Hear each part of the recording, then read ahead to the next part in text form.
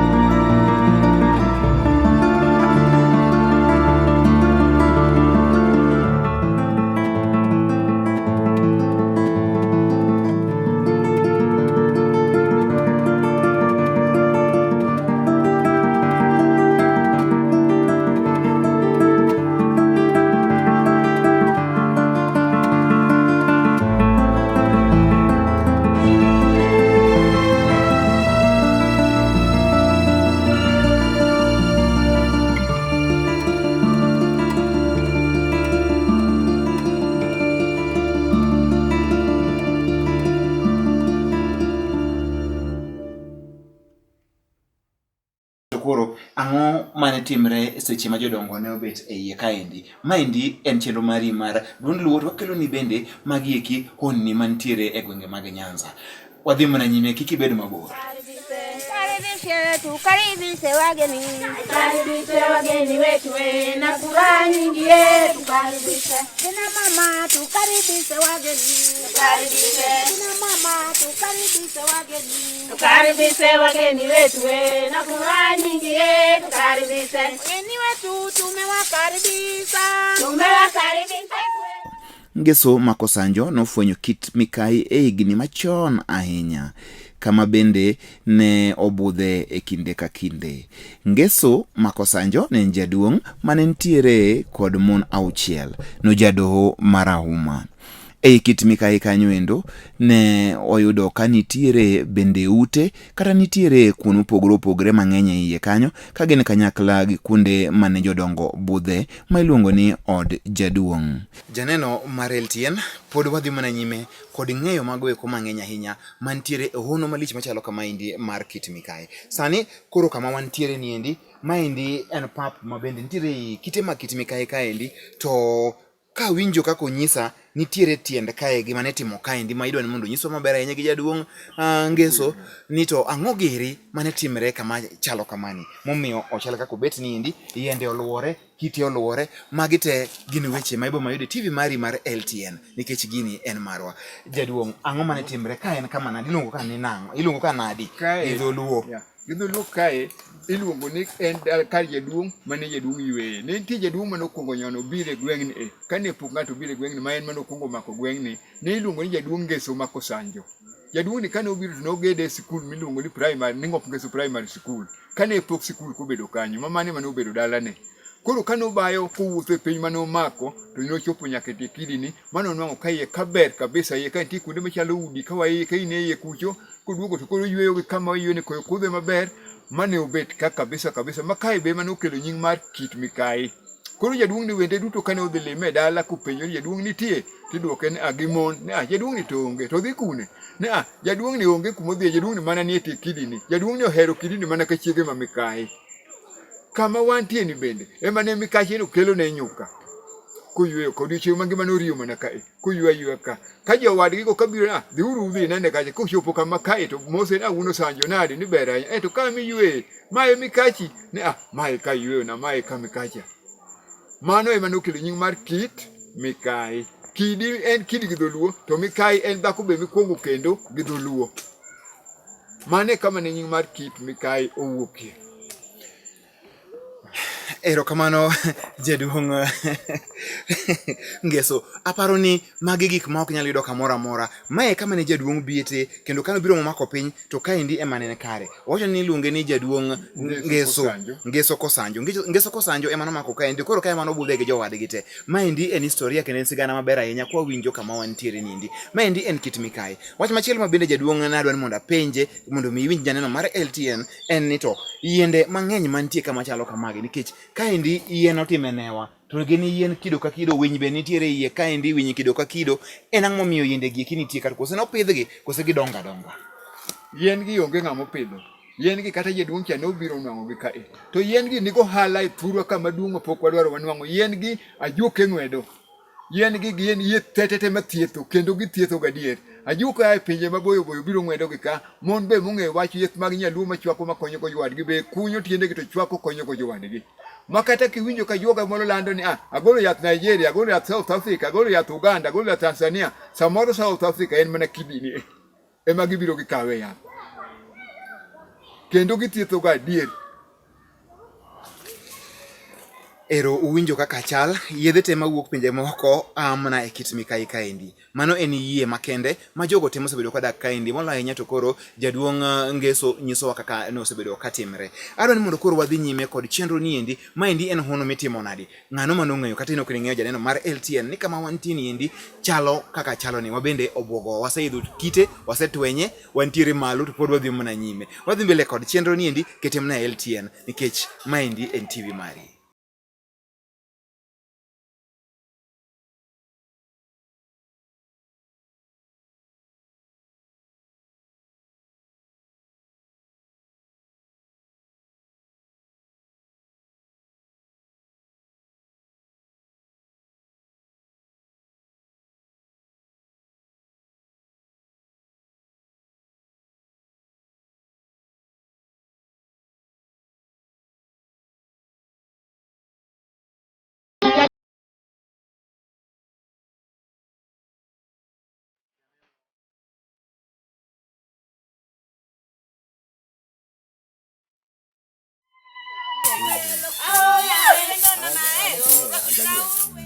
Maendi od jaduong' en ot maduong' kendo en kama koro jaduong' ma iluongo ni Ngeso ma Kosanjo ne budhe kinde ka kinde ka koro odwa ni mondo mi otim romo.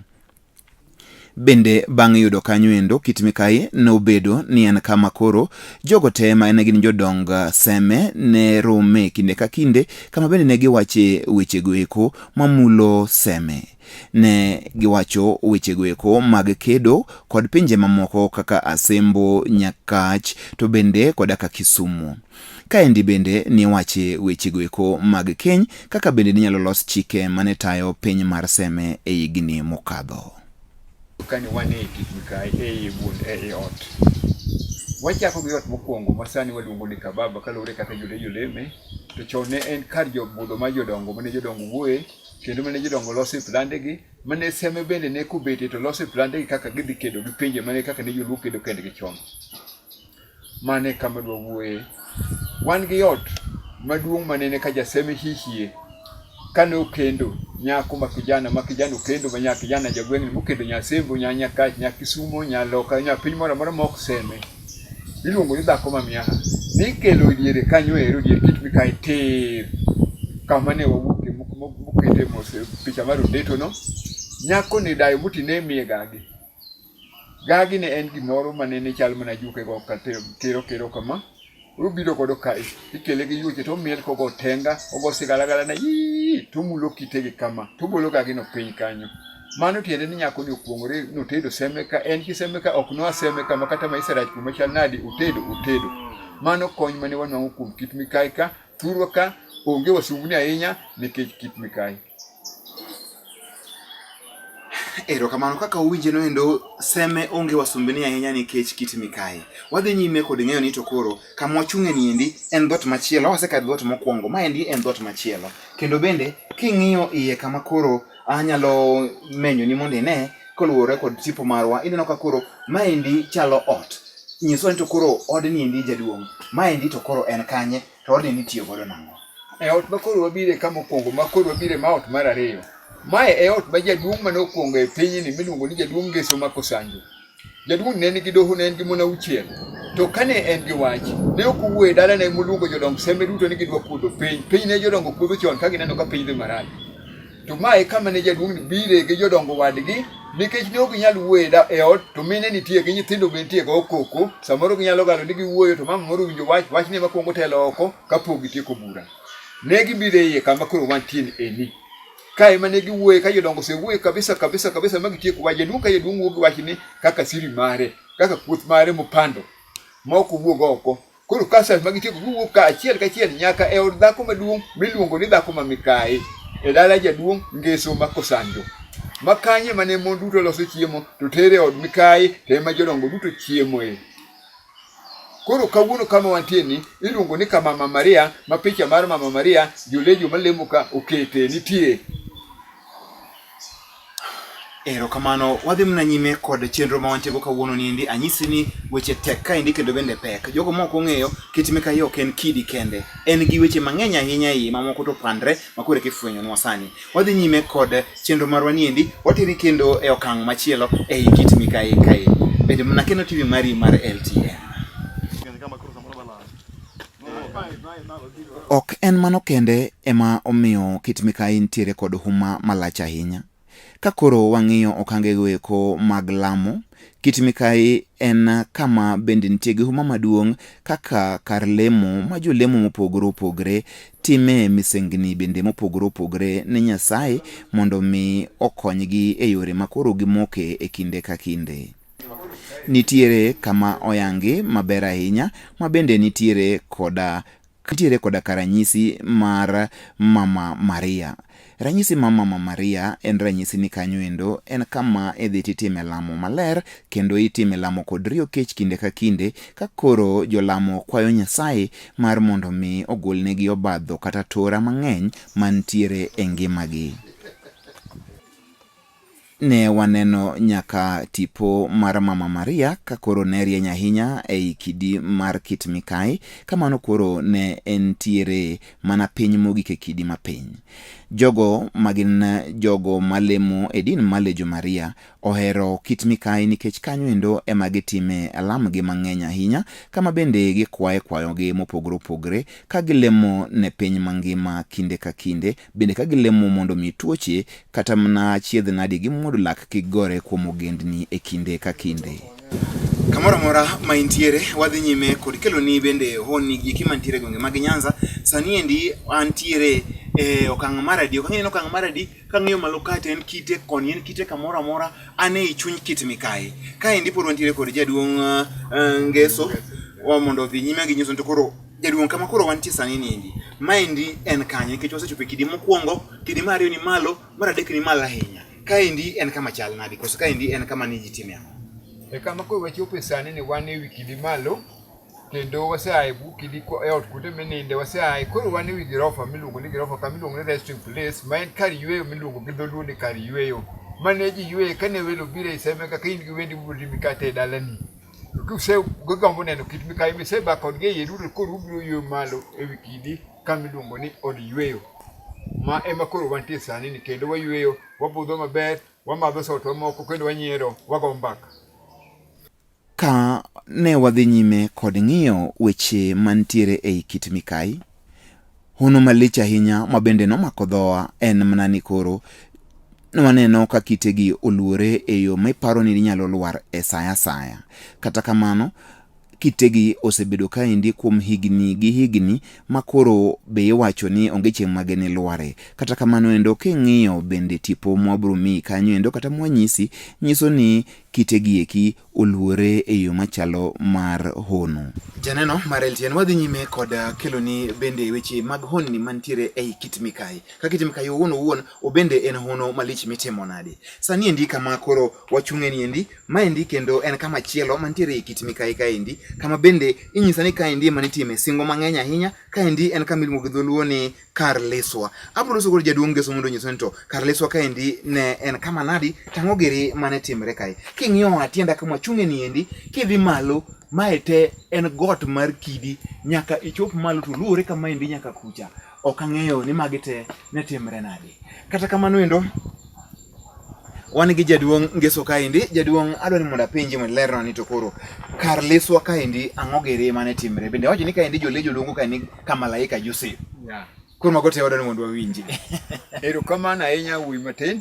E kama koro wantie ni wan kama ne ka piny semo moko. Piny semo moko ti. Mwapuro to ok wanyal komo nikech koth onge, koth otamore chwe mondo mwakom. Chieng' rieny nyaka dwe mar ang'wen pok wakomo. Jodongo ne nigi paro kapata ang'o marach thurwa kama momiyo gima kama timore. Pok waneno gini. Ang'o matimore? Kit-Mikayi wuon ne tero lek ni jaseme moro, mok jaseme machiegni gi gweng'ni. Otero lek ni jaseme Kadinga kata Kobita kata seme machielo mopogo kata Kuker kata Kadila. Nodwaro ni mondo tuge oyeng'ne eka koth nochwe. Kane jaduong' osewinjo wachno to ne kelo wachno ne jaduong' Ngeso ka. Ni jaduong' uling to piny kethore. Mikayi ywak. Mikayi dwa no oyang' olne remo piny eka koth nochwe. Wach dhi nyaka ka chief, ma chief nindo, kinde ruoth nindo mane ni seme mangima mane oriwo seme location. Manindo luong buch seme magi chikre odiochieng' mibiro tuge seme. Jodongo duto ne biro kama koro wantie ni kae ne bire gi kit chiayo mane Kit-Mikayi dwaro. Kosekelo lek to gwen ne kod ichoka choki biro ga bira ng'ama nigi gweno biro ga bira gweno matin, ng'ama ne biro gi gweno to kit chiayo mane ko wacho ni diel marachar to en diel marachar maonge kido mokiewe manigi tike, nyuk manigi tike.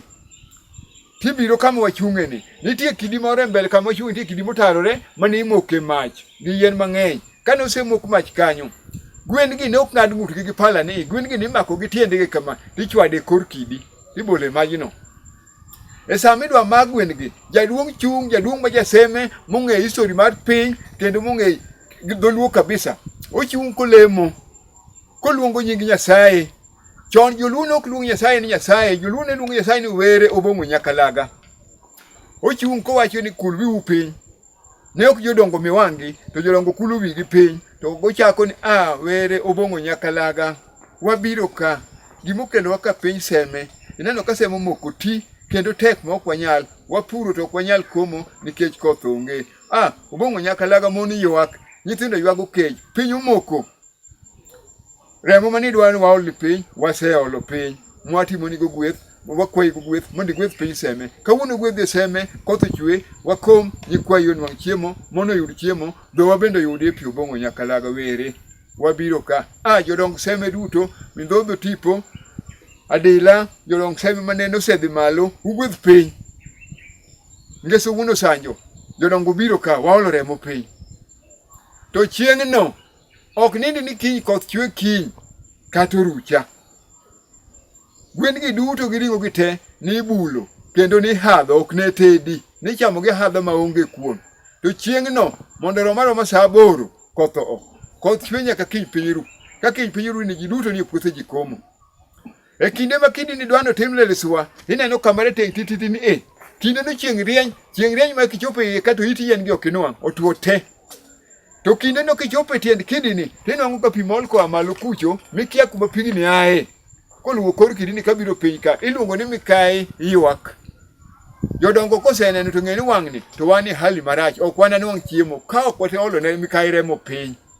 makai mane watime liswa mar Kit-Mikayi to kendo piny ne chiek turwa kane wakomo bel kal ngor mocholayo mochogodo en ngochalot bo mocholayo en dengu to gigo chiek piny chiek wachiemo ma piny chiek bel chiek ma wakabel ma bel dong e puothe mae e kony mwanwang'o kuom Kit-Mikayi nyaka sechegi e tinde mane wawe kimila tiyo kwanwang'o mane wawe kido luwo kitgi gi timbegi ok wayud chiemo.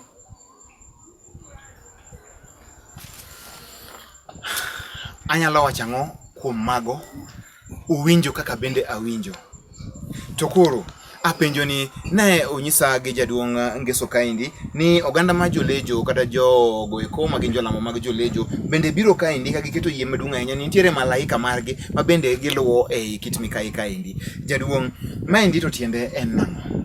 Jogi duto ma jolejo gilemo ka kendo gia e pinje mamoko mabe ok gin joseme kama chio gato gin jogweng'ni jomoko a South Nyanza mana kama iluongo ni Got Kwer jomoko a mana Oyesakwa jomoko a mana Siaya jomoko a mana Nairobi kama iluongo ni Gomongo ma jolejo gibiro ka kendo gibiro gilemo ka gibiro gitweyo ka gisetweyo to nitie kam kidi miluongo ni malaika ma Joseph malaika miluongo ni Joseph ni ka gibiro gi jatuo gilemo ne ka to giwacho ni jatuo ni kel misuma mane gi ranga de kata riyo rangi magirin rangi makwar rangi marachar malaika mari dwaro rangi machalo kamano koro malaika ma jatuo ni iluongo ni Joseph koro ilemo ne kama wantie ma koro kaendi kama Joseph malaika yudore kaluwore gi jogo eko magine jogo ma oganda jolejo kendo kadieri kang'iyo aneno ka nitie ranyisi mar msuma kaendi mosemok igni gi igni en msuma marakwar marachar ok ang'e ni koro gin rangi mane kata kamano endo en kama koro kwanyono kuom jogo magin jolejo to en kama